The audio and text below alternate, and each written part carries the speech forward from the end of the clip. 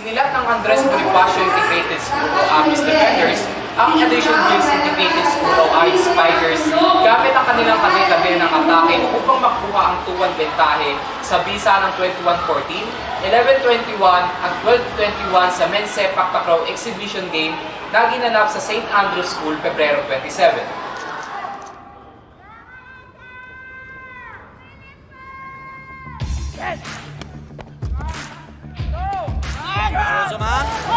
Sumandal ang ABIS Defenders kay 5'7" spiker na si Kyrol Zaman matapos magrehistro ng 35 points mula sa kanyang malalakas na attacks at 2 service aces upang akayin ang kanyang koponan tungong panalo.